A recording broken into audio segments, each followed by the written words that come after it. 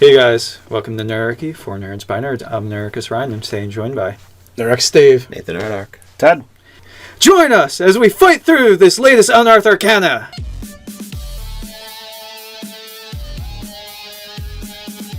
jump down in the description below where you can find Nerdarchy, the newsletter. Get weekly tips as well as learn how to game with Nerdarchy.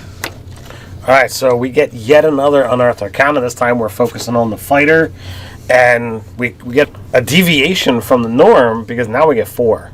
We are getting 4 of the fighter, which there's already a bunch of anyway. Right? There's literally 4 official ones. And then we also have a couple Unearthed Arcanas as well. Right. But I will say, the knight that they put into this Unearthed Arcana blows the Cavalier out of the water, is a much better Cavalier. I will say that once we actually get through it, there is a repeat ability across the second through fourth. Yeah. Yes. So I was like, I mean, it's a nice ability, but, in a discussion Ryan and I were having, it's like, how often is that going to come up? Yeah, well, we'll cross that bridge once we get to it. Once we go to that drawbridge. All right, so first we have the Arcane Archer, which is a repeat from 3rd edition. Yes, I actually thought this one was pretty freaking amazing. This was a really solid archetype, and they did a good job of bringing back the Arcane Archer without actually making him a spellcaster. Yeah, I agree. Yeah, so I would have loved to have had the prestige classes from 3rd edition handy to look at it, but unfortunately Ted didn't have it handy right now. It's in the attic, but at some point we'll be able to do that. So I've got so many books. So I think it was Ronan Gregg said something about he had a problem with it. You only get to use the ability twice up until 15th level as far as their archery thing, but they get it back after a short rest, right? Right. So you get it a bunch of times. If you get in your short rest, like the Warlock, if you get in your short rest, it's really great. The play style is going to really determine how you're actually playing in your game. If you're not taking short rests, well, then all of the reset abilities are going to be wonky for you. And I would say, as a rule, like 2 or 3 short rests during the session of the average adventuring day, like that seems reasonable that your players would get 2 to 3. You're gonna stop for meals. You're gonna get off your feet for a little bit. I mean, unless you're force marching somewhere, like you're probably gonna stop 2 or 3 times in a day. Yeah, when I think of our own camp, so we don't do a lot of encounters, right? So that's what it comes down to is like how long are your game sessions and how many encounters are you doing? Like if you're doing a dungeon crawl, then yeah, this kind of stuff is brutal because in a dungeon crawl there probably isn't a lot of time for taking. There's no safe spaces. Yeah, safe spaces. You're not going to be. Well, we have to refer to our infuriating spells video. Yes. Yeah, unless you're going to leave him in this tiny hut. Yeah. Up you go. Or rope trick. Rope trick, yeah. So, yeah, like Ted said, it's going to depend a lot on your play style. That being said, the abilities that you're given are really cool. The arcane shots, they're fun, they're flavorful. They give you cool abilities that aren't actually spells, but they're very spell-like.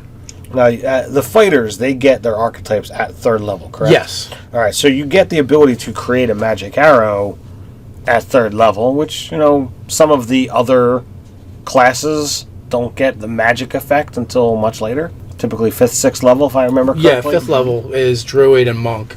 Having it at 3rd, that's an advantage, especially for the fighter who is supposed to be the one dishing out damage. Now, the only problem with this one is, like we mentioned, is in a combat you get you can bust out 2 magic arrows. Mm-hmm. But at the same time, you can also use your arcane shot feature, which is really cool. And you start out, you get 2 of them. In some ways, it kind of mimics the Battlemaster. Yeah. Mm-hmm. But they've reflavored it so it doesn't feel like that at all. Right.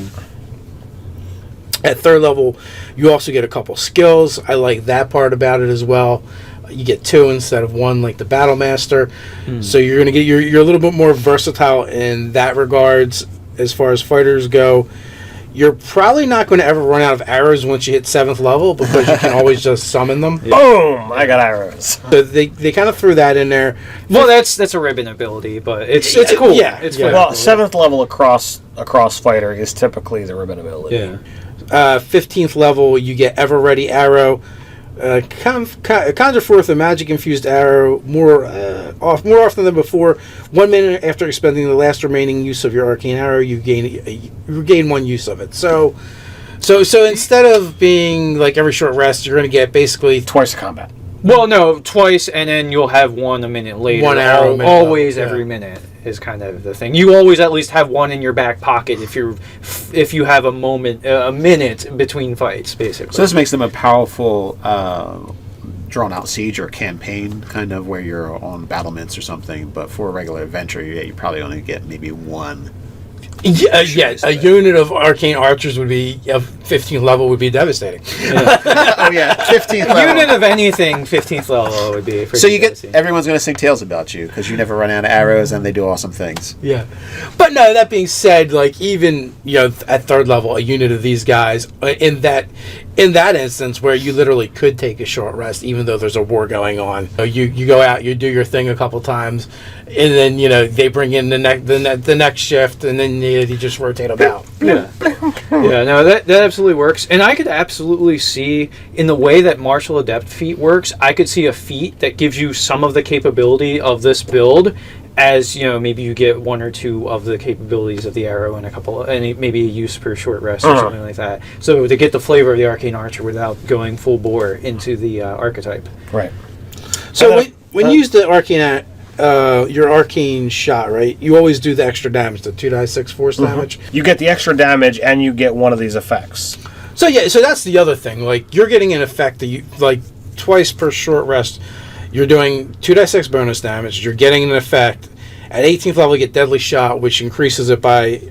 Increases it to 4d6. Increases it to 4d6. And one of the shots is one where you actually increase the damage anyway. So, like, you can hit hard twice. It's like arrow smiting. It is like an arrow of smiting.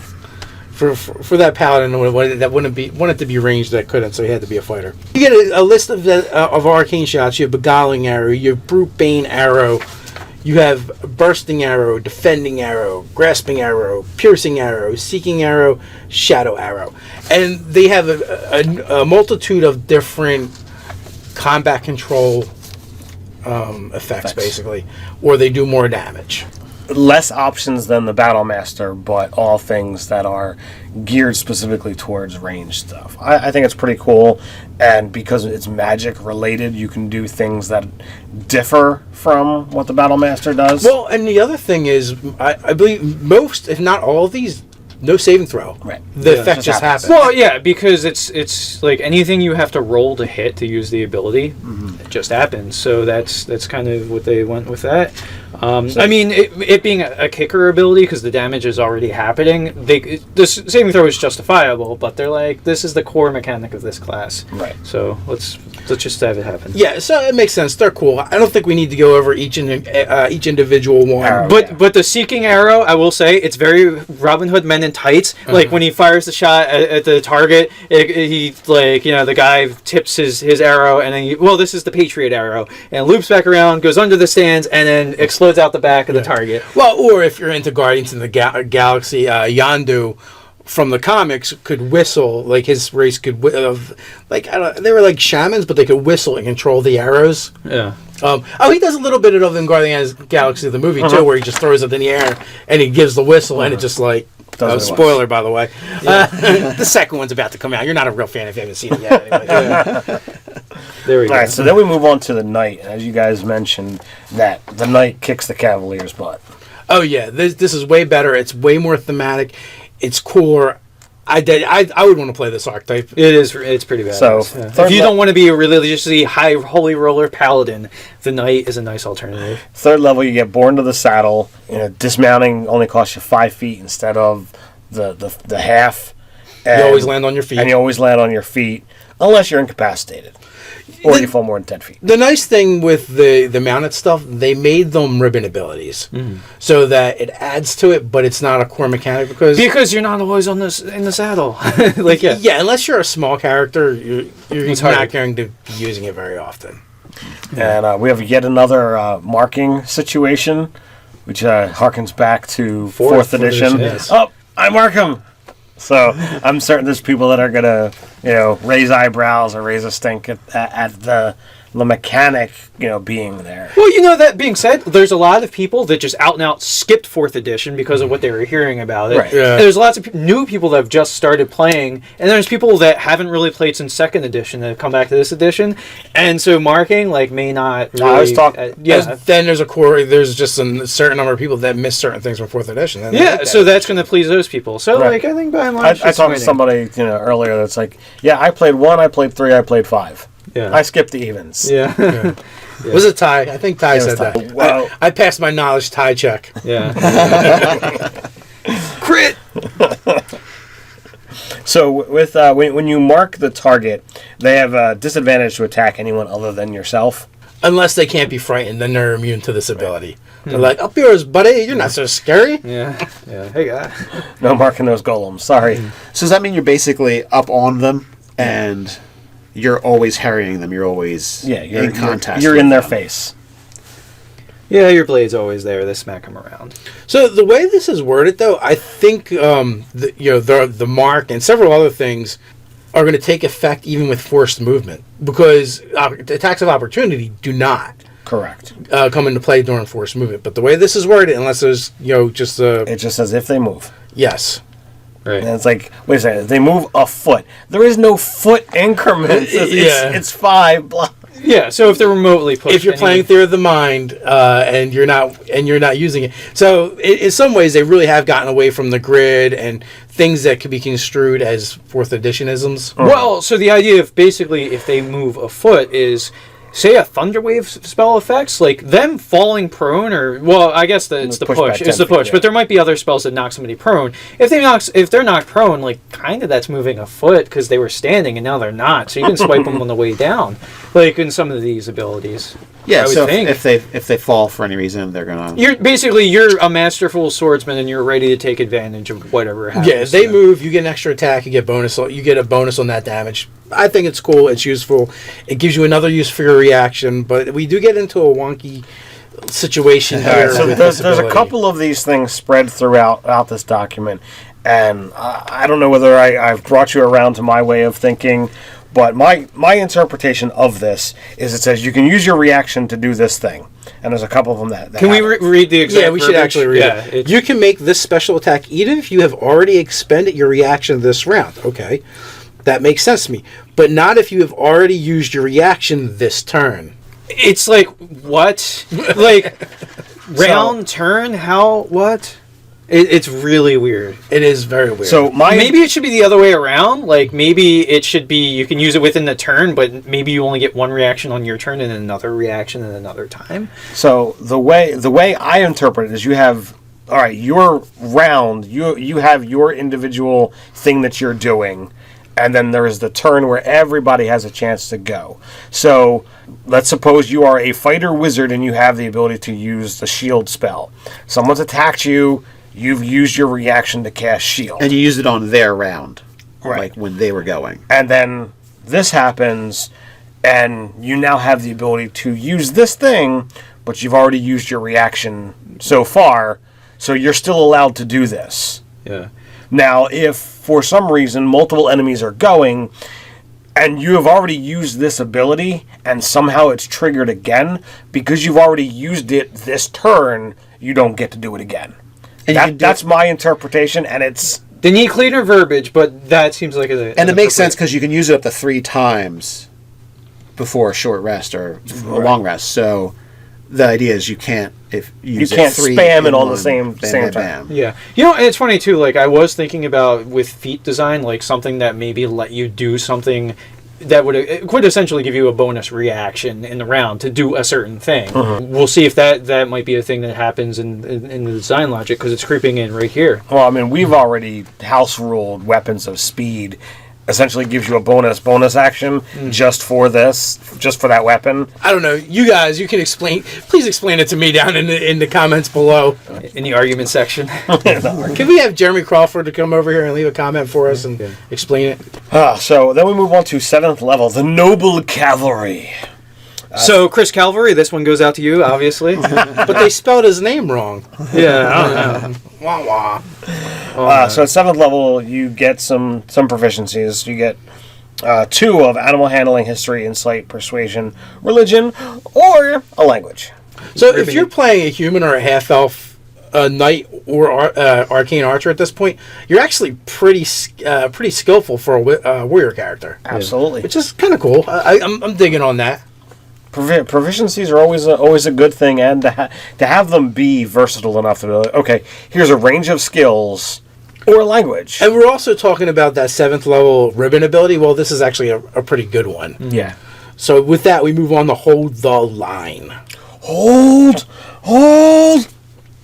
So at 10th level, your ability to harass and slow your enemies as a reaction when a creature moves at least 1 foot. So we have it again. 1 foot within 5 foot of you, you can make 1 melee attack against that creature.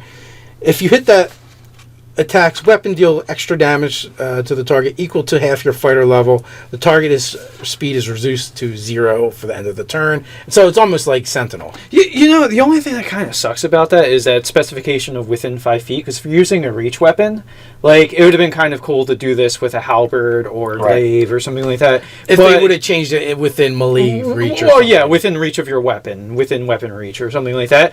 But it pretty much relegates you to being, like, either a greatsword fighter or sword and board fighter, because your reach weapon isn't particularly Well, useful. I think the idea behind hold the line is someone trying to get past you. Mm-hmm. So if they're rushing by, you can stop their movement at you instead of them just passing. Right, but I mean, you could, with Sentinel and the polearm, you can do the same thing. So I'm saying that, like, if you could have stopped them 5 feet from you as opposed to right next to you. That being said, like, then they're definitely making the knight the tank, and you're supposed to draw aggro. So we also have rapid strike. This is another one we see a couple different times. I like this ability. It's a really cool ability, and the short and sweet of it is, anytime you would have advantage, you can choose to use a bonus action and forego rolling with advantage to get an extra attack. Right. So you roll your regular attack, and then you get a bonus melee attack with instead of the advantage. The problem of the advantage mechanic for that is your knight in armor character, they're not going to surprise things on stealth, so they're probably not getting advantage there on those attacks. Like, only certain spells or very special rare occasions are going to give you advantage for this bonus attack to be actually used. So unless you're playing with flanking rules, Inspiration. Well, sure, inspiration or fire, that kind of stuff, or flanking rules. Like, if you're playing with flanking rules, these become much more viable choices than prior to. I think it also could be, they're blinded. There's a ton of things that come up. Sure, there's a lot of spell effects and other conditions. Outside of spells, you could say, all right, well, you're going to do more damage than I am. I'm out of spells. I'm in melee with it as well. I'll do the help action. You now have an advantage. I have foregone my attack so that you can get 2.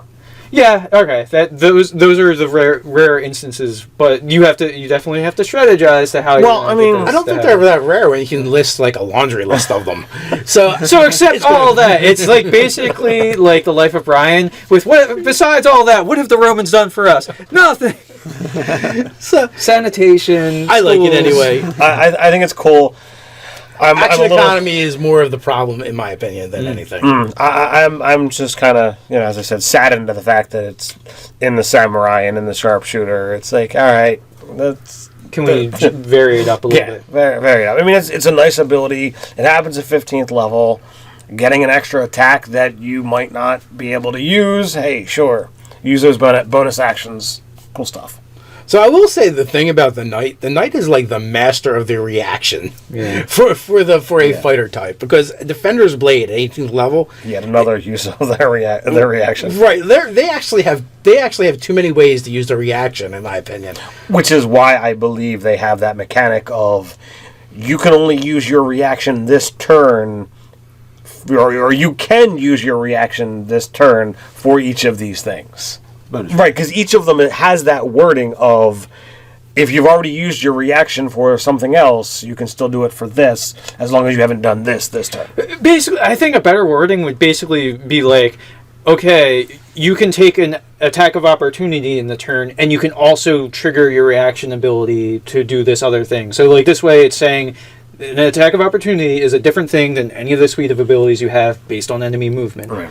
So that Either that or it needs to be specific where it's like each of these, as long as you haven't used your reaction to do this thing, Right. it would have been more clarifying. Right. It's wonky. You know, Although with that verbiage, then it's like, well, I have 3 other abilities. Can I use those? Because that's not this thing. That's not this. Well, thing. I feel like that's the and you- intent. That's what I believe the intent is. You can use your Defender's Blade, the shield spell, and the mark every round as long as you still have the uses. That's my interpretation of it. But you don't need. I don't think you even need it. You got hold the line. You have implacable mark, and Defender's Blade. You don't need it to include a shield spell. Oh well, they've got 3 abilities all by themselves. That's true. So yeah, that part is kind of weird. But that being said, so Defender's Blade, 18th level, you respond to danger with extraordinary vigilance. You can use your reaction for an opportunity attack, even if you.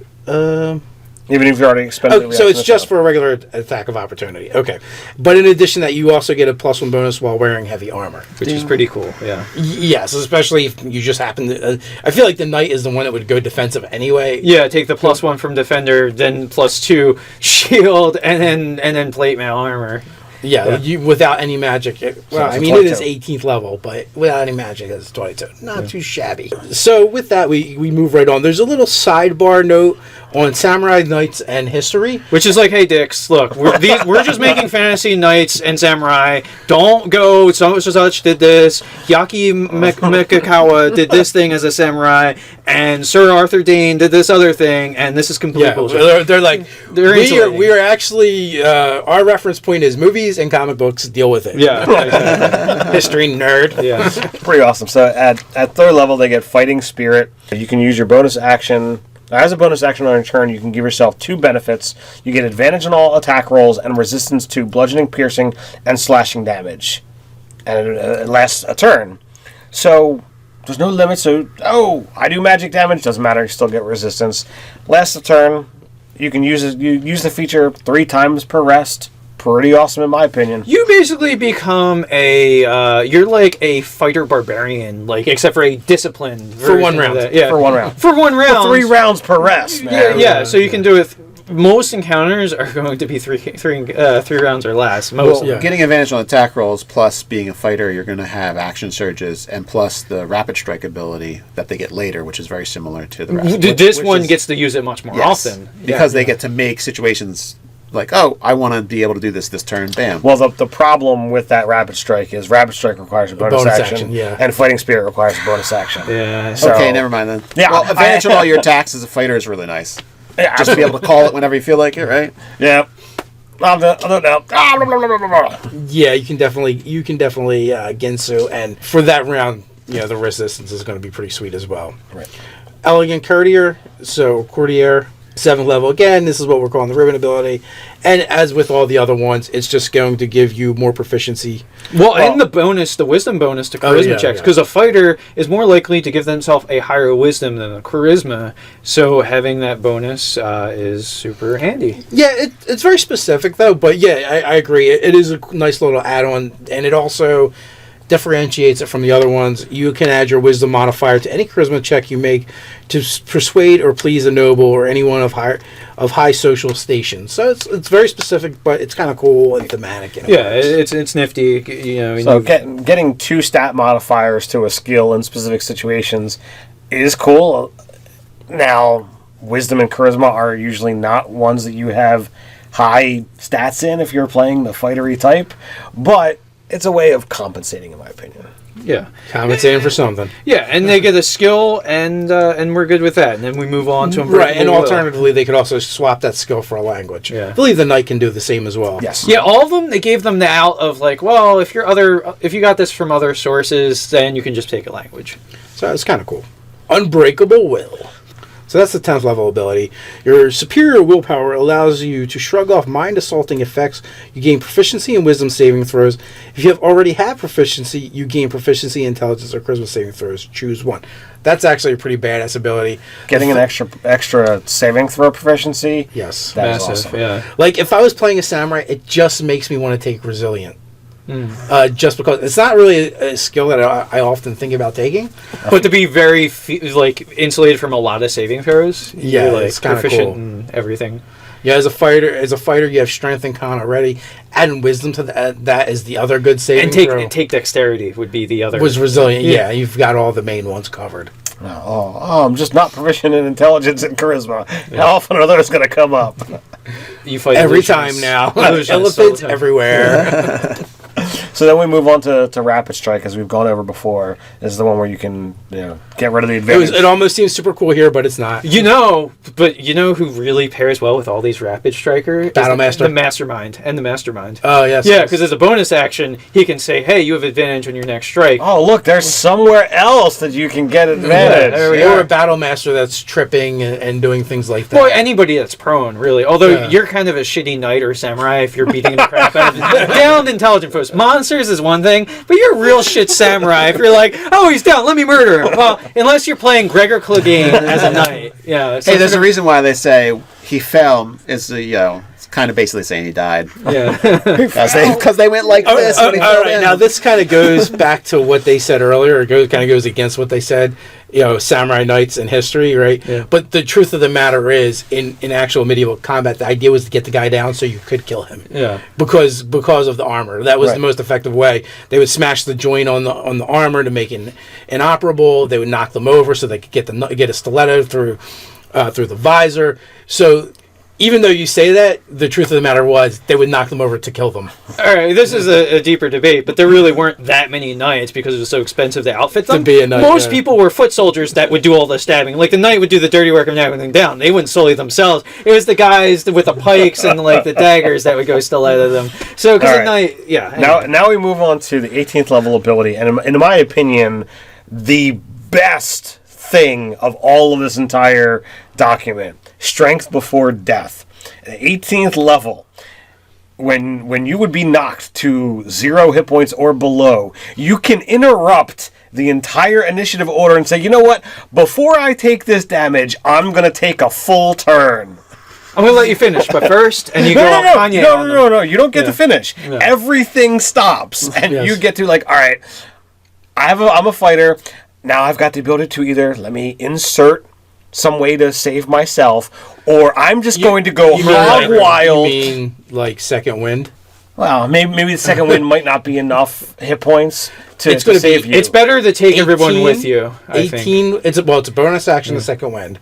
So 18 plus the die 10. Couldn't you also cheese it and use a bonus action to? Because what is this, a reaction, or is it just you can do it? no. It's not. It doesn't take It's just anything. I'm interrupting. You the just turn. interrupt everything. Well, couldn't you just use your 3rd level fighting spirit ability and get resistance, and then be like if it was like 30 damage or something? Yes. You could do that too. If it's going to be enough to save you, yes, you can do that. And then you get advantage on all your attacks. But You have options. You have options, so you can do Yeah. that. You can then also say, okay, well, since I've now broken the order, I haven't used my action surge yet. I'm going to make 6 attacks because I'm an 18th level fighter.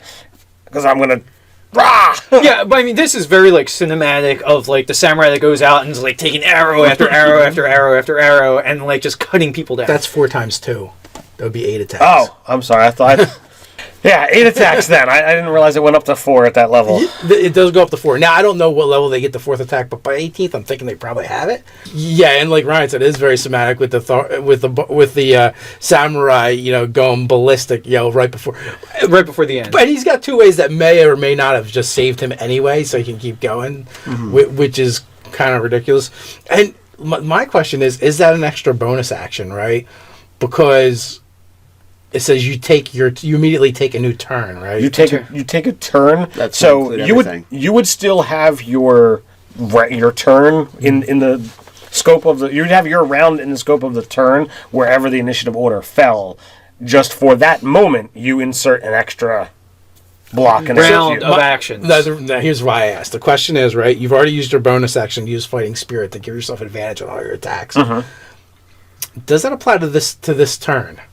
Because it immediately interrupts what happens. Yes, when you would go either prior to or after, you would still have. Yes. So you could use Rapid Strike. Yeah. Yeah, I think the You could next use round- you could use rapid strike when your initiative order would come up if you were going after this creature. Yeah, if you've already But if if you've you're- already activated it for the turn. If on the bonus turn that you're taking, you initiate fighting spirit to give you. No, I'm saying you've already had it active. you've already activated it. Oh, if you activated it before you dropped. Yes. Oh, absolutely. Yeah. So you're getting 9 attacks off before you go down. Well, I mean, it'd be really awesome to have the person like go down too. Like the party's probably gonna get them back up because it's just done a shit ton of damage. Yeah, you would get 9 at that point in time, and one of them wouldn't be with advantage. Yes. I'm just saying, it was just yet another way to use Rapid Strike, and this guy can actually give it to himself somehow. But it's like... in a very like last resort sort of way. Yeah. Strength before death. I feel like a lot of the names of these things, like there's a few of them that I'm like, they could have come up with a cooler, more flavorful name. Like a lot of these names feel like placeholders for it. I'm.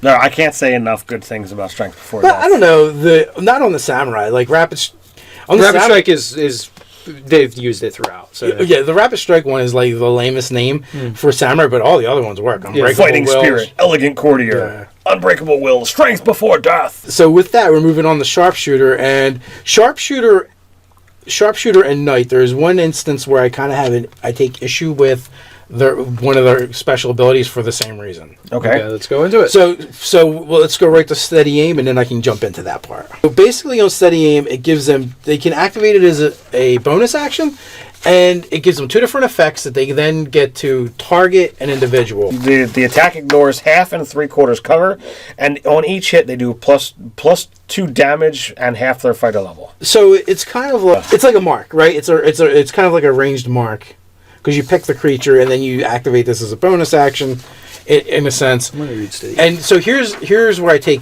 the issue. It kind of invalidates 2 feats that both of those classes might normally want to take. Yeah. Like Sentinel becomes better than the actual ability in essence. So it's like, well, if you take Sentinel because it's better, it kind of walls you off from one of your class features. In this one, if you take Sharpshooter, Sharpshooter, you're an archer. What are the chances you're not taking Sharpshooter? It makes half of this ability useless. The extra damage is still good, but you already ignore half cover and 3/4 cover. Well, you get other stuff from Sharpshooter, though, right? Besides just ignoring cover. Yeah. Well, yeah, you get to do the thing where it deals an extra 10 points of damage by taking -5 to the attack. So and long range. I think what they're trying to do is I think they were trying to work some of that feat in there for the thing that some people were taking it for. So if not everybody wants to take that -5 to +10 damage, then they don't need to take the feat. Right, or if they don't. But Sharpshooter also lets you ignore disadvantage at long range. So it's whether you think those 2 abilities are worth it for the feat. they still totally are. What I'm saying is it cheapens. it steps on the toe of the feet. Of the class feature. Well, the Knight's Sentinel. I mean, the Knight's Hold the Line ability does the similar thing to Sentinel. So. Right. Now, Sentinel is less of an issue because you might have gone that way, you might not have gone that way. Sharpshooter, it is absolutely, you pretty much boned them because... Yes. What's the point of being an archer if you're using feats in your game and not taking the Sharpshooter feat? Although, I will say, so you get that extra 10 points of damage from Sharpshooter, so if you're willing to take the -5 in the right circumstance. And then you get to add an extra, so you go to the 20th level, another 12. So 22 points of damage plus die roll. That's that's nothing to... It is absolutely good. I'm just saying, the overlap is guaranteed. Yeah. Well, this is only an activated ability as well, so you don't get it all the time, whereas Sharpshooter, you get the ability all the time. Yeah, so you burn uses of this, so that's another. My point is, you're totally missing my argument. The argument is, I understand. You're probably going to take this. You're a Sharpshooter. But the most logical class to take for a dwarf is fighter. Yet some of its racial abilities already give you things that you get as fighter. Overlap happens. The additions sorry, and at least with these builds, they were nice of if you already get that skill, take one of these other, or they give you a menu of. And if you're not playing with feats, you're kind of out of luck for making a Sharpshooter until you have this option. Yeah. So. Well, for that, it's absolutely good. Yeah. But if your DM's not letting you take feats, I don't think he's going to let you dig into Unearthed Arcana. Yeah, maybe. That's a good point. So that's my only thing. The ability, you get to use it 3 times, and then you regain it after you've finished a short or long rest. Like a lot of things. Score, you can make your archer character. We move on to so the one thing though that I want to discuss a little bit, because it's a rules discussion that happened with the dagger build, that there's a difference between thrown weapons and ranged weapons. So I feel like what this is saying is that you can only use like a strictly ranged weapon like a crossbow or a bow, whereas like I would want to do a hatchet thrower or a dagger thrower or something, or a spear thrower. And I don't know if these abilities are also meant to be for those sort of archery. So I'd have to look up what the actual difference is, and I wouldn't see why you couldn't take these kind of things and apply it to I'm throwing daggers. Because it says ranged weapon. Yeah, ranged weapon is different from a thrown weapon, and it kind of sucks. Right there. It kind of sucks because this would make for a really fun like dagger hurler character. Now the sharpshooter feat for that build does work. It's just again you don't access the whole part of the feat. I think it's the damage that you can't access. Everything else you get access to. Just because of the wording. 5th edition has a ton of nuance like that it's easy to overlook. Mm-hmm. You need a law degree to decipher some of the exact distinctions. I just don't see what would be game breaking about allowing allowing it to be for a dagger throw. Well, that's your DM fee out, but we're talking about rules as written. Yeah. True. Yeah. Right, now, this is one of the ones I absolutely thought could stand to be renamed. Careful Eyes. Hey, I packed your Careful Eyes, like Mr. and Mrs. Potato Head from Toy Story. Yeah. So 7th level, you excel at picking out hidden enemies and other threats. You can make the search action as a bonus action, and you gain proficiency in either perception, investigation, or survival. Now this is definitely a cool feature. This is like the sniper. Like this is you're searching. You get to search as a bonus action to do that, yeah. Right? So like you're looking for a target to pick off to go to take out, and so again the sharpshooter feat because you have that massive range with a longbow of like 600 feet. So, my character that I played in the non-nerdarchy game would have loved to have that feature. Yeah. So you would just maybe take that, play this class or something like that. Well, I mean he was a ranger rogue. 7 level fighters could work. 7 levels of fighter could work. 8 levels for the 2 feats. So so we have close quarters shooting at 10th level. You learn to handle yourself in close combat.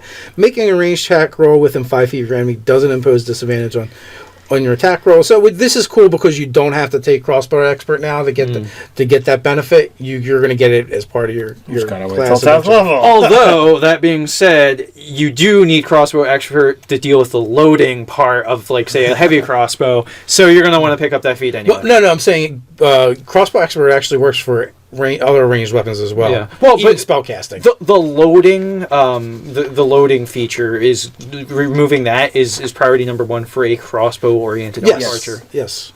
In addition, if you hit a creature within 5 feet of you with a ranged attack on your turn, that creature can't take reactions until the end of this turn, which is nice. That means you shoot him in the face and run away. Yeah. And he can't take an attack of opportunity. Yeah, I was thinking more along the lines of you use this on the spellcasters who can't cast shield. Yeah, oh no. Yeah. Ted's thinking, finally, you bastards, I got you now. Yeah, I'm going to just build him in these classes. 15th level, yet another iteration of Rapid Strike. Yes. Bonus action to trade advantage for another attack. Yeah. Now, what makes sense for this is you're likely, since you're very snipery, to have snuck somewhere, so you're going to be attacked for advantage. Dipping into rogue, not a bad idea with this class for sneak attack damage and stealth and things like that. So you'd have to figure out what the optimal thing to do with that is.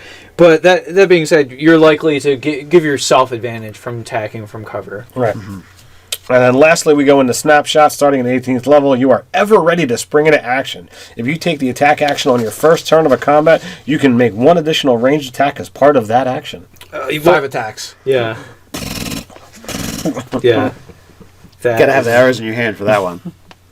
And then, and that's 9 if you action surge. You should absolutely action surge. There's no reason not to. Just because. The only thing I'm saying is it's a shame that it's an 18th level ability, because if you could have 3 levels of rogue to assassin, oh my word. Yeah. That would I think they saw yeah, that. oh yeah. No, that's a reason to absolutely not allow that. But how does that work with the revised ranger? They have an ability that that happens. Oh wait a minute, that's still third level as well.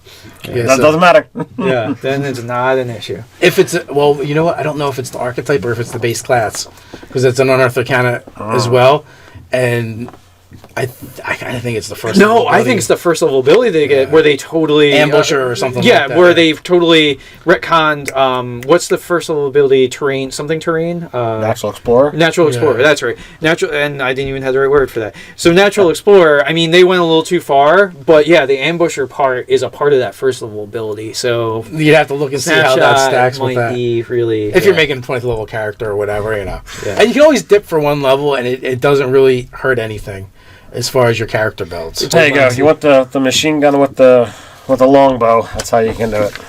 Or heavy crossbow, as the case may be. So yeah, what do you guys think of this Unearthed Arcana? Let us know what you think in the description below. If there's anything you disagree with, obviously the comments is the perfect place to put that. Don't forget to like, share, and subscribe. You can hang out with us over at nerdarchy.com. Let's check out the store while you're there. Or you can hang out with us over on Facebook. So until next time. Stay nerdy.